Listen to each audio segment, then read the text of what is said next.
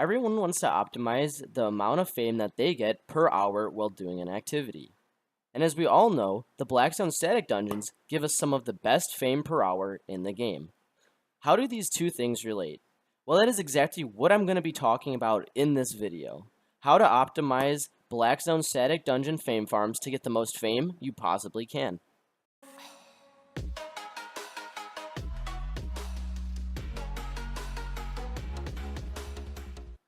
First off, I wanted to say thank you guys so much for 1,000 subscribers.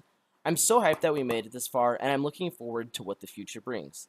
We actually completely passed 1,000 subscribers and made it to 1,100, which is insane. And you know what that means, guys. It's giveaway time. If you're interested in entering the giveaway, I'm doing it exactly how I did the last few. All you have to do is enter your in-game name down in the comments below and subscribe to the channel. And in the next video, I will be announcing the winner of the giveaway. Now you might be wondering, what is the giveaway item? It is a spectral dire boar. Alright, without further ado, let's go ahead and get right into the video.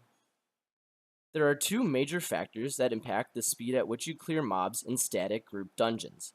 The first, and probably the most important, is your team composition. The composition of your team is critical to the amount of damage and how effectively you kill mobs. The second factor is item power. Item power is going to be a pretty crucial part of clearing static dungeons, but it's not as important as your team composition. You might be wondering, what does the ideal team composition look like? Well, it's one that provides good crowd control, debuffs on the mobs, buffs on your group, and does insane damage. In other words, it utilizes every aspect of combat in the game. This provides a team with all the tools necessary to plow through groups of hard mobs. I'll be going through all of the builds later on in the video. How important is item power really? Item power is super important in the aspect of having too little of it. If you were to go into a tier 8 dungeon with a group of people that averaged 900 IP, things aren't going to go very well. But at the same time, you don't need a group with all 1500 IP to clear these dungeons quickly and efficiently.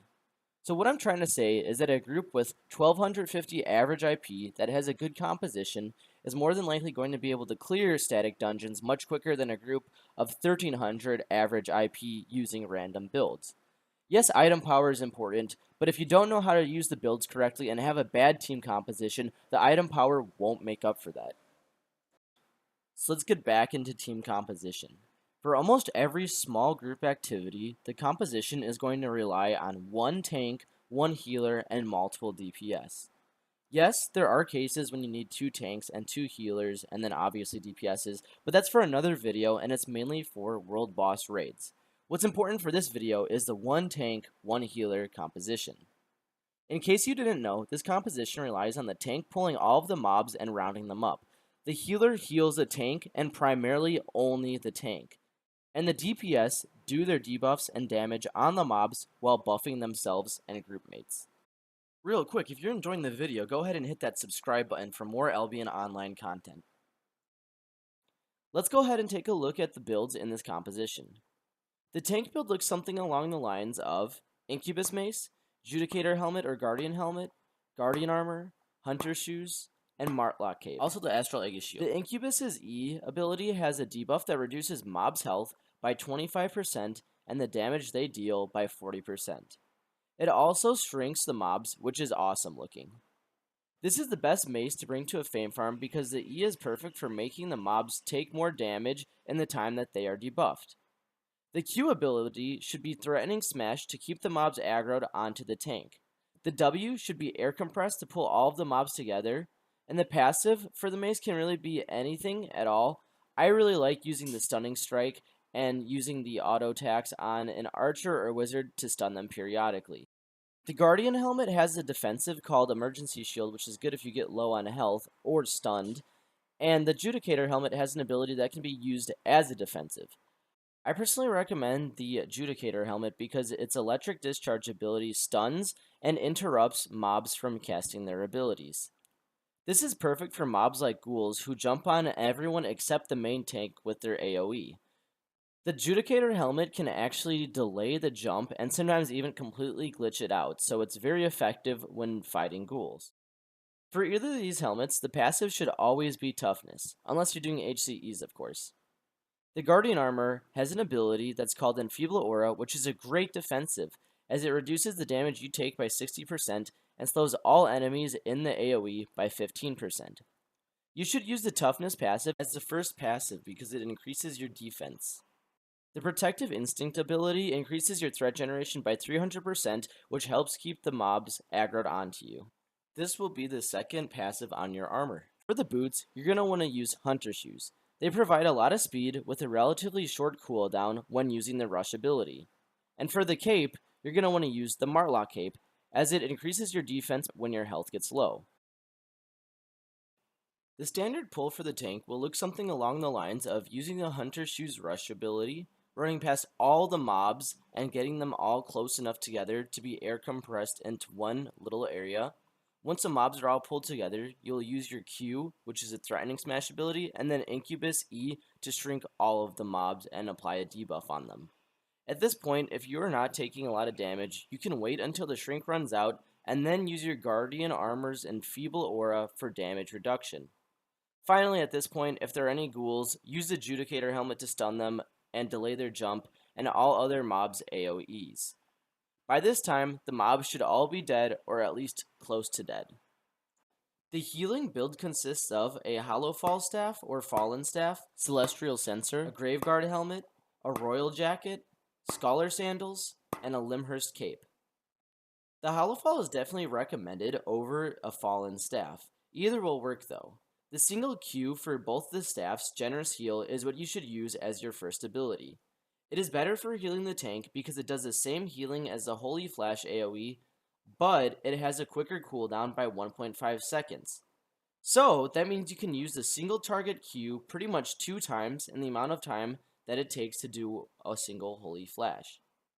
People will say that the Holy Flash is better for healing groups, but if you run this composition, then your DPS should dodge the AoEs and they won't be taking any damage at all as long as the tank is using their Q a lot. If the DPS for some reason do take damage, the healer has a Divine Intervention E to heal the group. The W should obviously be Holy Beam and only be used on the tank.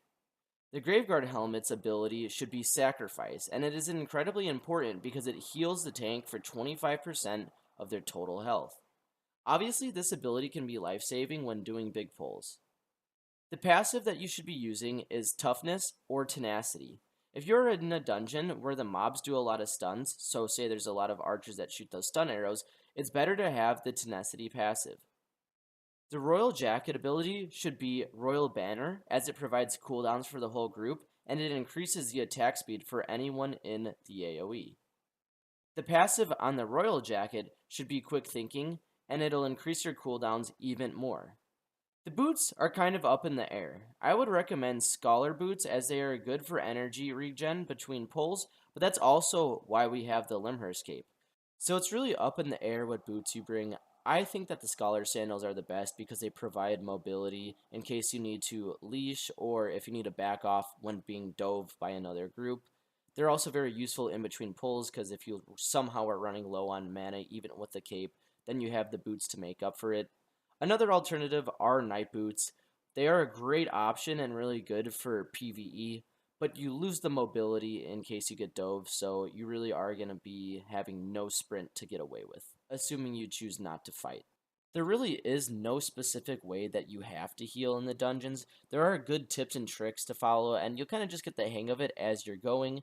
I did make an HCE healing video in the past, which I will link in the description below. Go ahead and check that out if you want a kind of step-by-step rundown on the decision-making while healing.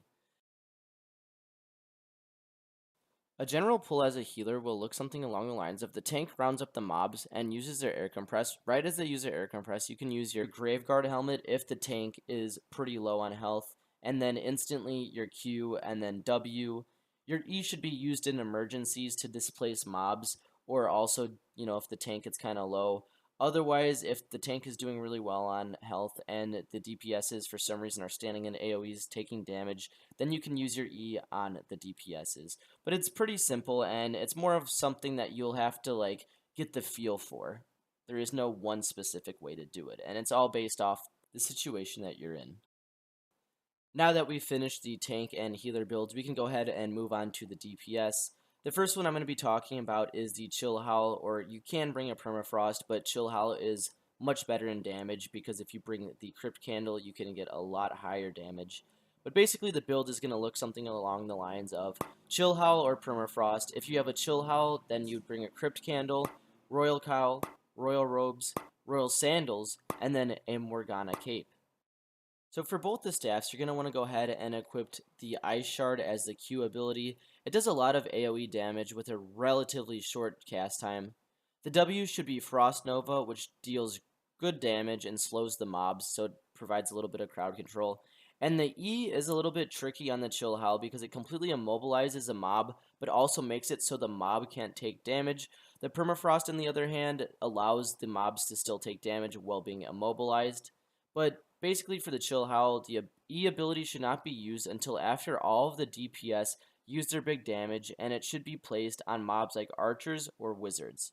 The passive ability that you should be using is Aggressive Caster, as it reduces the cast time every single time you cast 4 spells. The Royal Cowl ability is called Perpetual Energy, and the passive you should be using is Aggression. The ability is mainly for energy sustain. The chest piece for this build is Royal Robes with the ability Magic Rune. It increases damage and healing by 5% and cast times by 10%, and this is all based on the stack, which it can stack up to 6 times. So if you're standing in the AoE that is summoned by this robe, you'll be able to get all 6 stacks if you stand for the whole time. The passive ability you should be using is Concentration. Moving on to the boots. The Royal Sandal ability is going to be Defenseless Rush, which increases the damage you deal by 15%.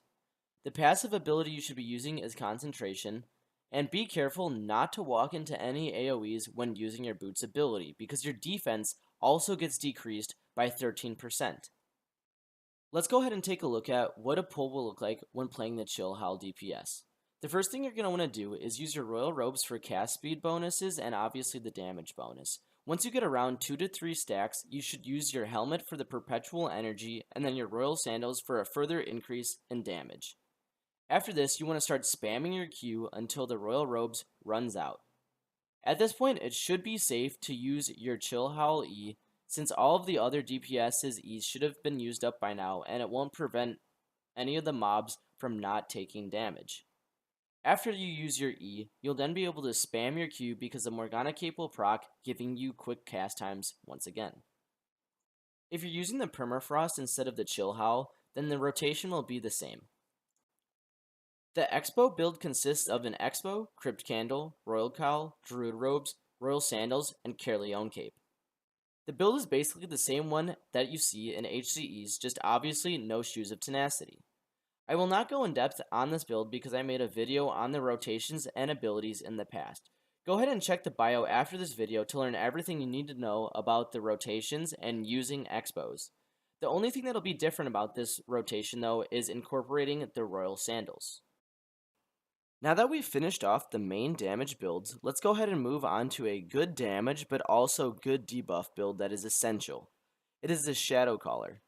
There are 2 main variations for this build: the Support Shadow Caller and the DPS Shadow Caller.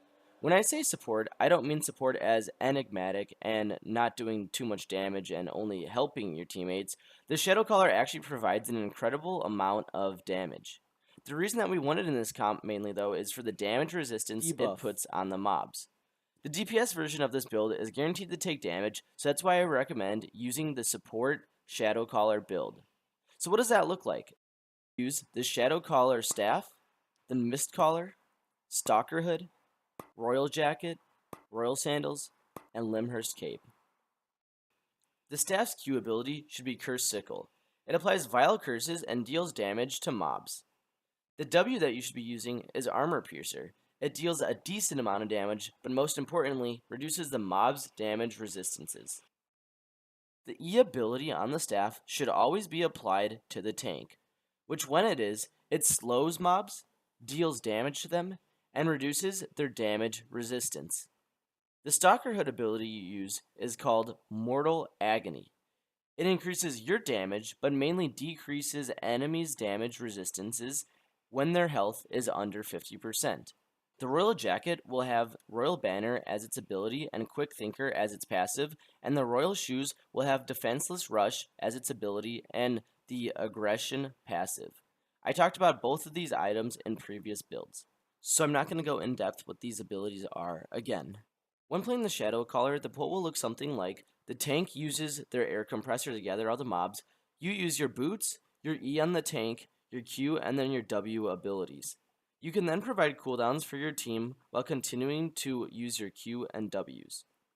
Once multiple mobs have health that drops below 50%, you can then run up to the mobs and use your Stalker Hood to decrease their damage resistance. And that's it. Having the Incubus Mace's E ability as well as the Shadow Caller's E makes the mob super weak and easy to kill in a short amount of time. If you're bringing a 6-person to the Fame Farm, the Blazing Staff completely melts mobs. Literally. The build consists of a Blazing Staff, Assassin Hood, Druid Robes, Royal Sandals, and a Limhurst Cape. For the Blazing Staff, you should use the Burning Field First ability. It's basically an AoE that deals damage not only when it touches the ground, but also when mobs stand in it. The second ability that you should be using is Fireball. It's similar to the first, and it does a lot of damage on impact and then some damage over time. Finally, the E is your huge damage ability. It deals insane amounts of damage depending on the tier of the staff over a long period of time and even after the tornado disappears. The passive ability you should be using is Furious. It allows you to increase your damage for a short period of time after casting 5 spells. The Assassin Hood abilities should be Meditation, which increases your cooldown rate by 80%, and Quick Thinker as the passive, which also increases your cooldown rate. The Druid Robes use Obsessive Burst, which is an ability that increases damage and healing by 10% each time you cast a spell. The Royal Sandals are going to be using the Defenseless Rush like the builds earlier, and the passive for this build is going to be Aggression. Finally, we have the Limhurst Cape. A pull will look something along the lines of, once a tank is about to use their air compressor, you use your Druid Robes, your Q, your W, your Q again, F, and then finally your big E. You would then continue to Q and W. Finally, once the pull is over, you can use your Assassin Jacket before the next pull to make sure you have your tornado ready. If you're bringing a 7th person to the Fame Farm, they should have a Bow of Badon build. You could bring Spike Gauntlets as they do insane damage, but you have to worry about the melee DPS standing in AoEs, which kind of defeats the whole purpose of this comp of having the healer only have to heal the tank. The Bow of Badon build is super flexible since we already have 2 Royal Jackets, 1 Royal Robe, and most of the DPS have Royal Cowls. So the Bow of Badon user has a lot of freedom. They can bring pretty much any items that they want for the chest and headpiece. I do have recommendations though. The build will look like the Bow of Badon, Druid Helmet, Royal Robes, Royal Sandals, and a Limhurst or Demon Cape. The first ability of the bow should be Deadly Shot, which deals damage as well as decreases mobs' damage resistance. The Explosive Arrows should be the second ability, which deals damage around the enemy every auto attack, and the E ability, which is the most important, deals damage to the enemies in the AoE and interrupts them from casting any spells while standing in it. The passive that you should use is Attack Speed, which increases your attack speed by 35% after every 5 normal attacks. The Druid Helmet ability should be Circle of Inspiration, which drops an energy pool that, if stood in, can restore a certain amount of energy per second. The passive that you should be using for the helmet is Aggression for the extra damage. The Royal Robes should be the same magic circle ability that we've used in some of the other builds with the Aggression passive. You need to be careful with the timing of the ability though.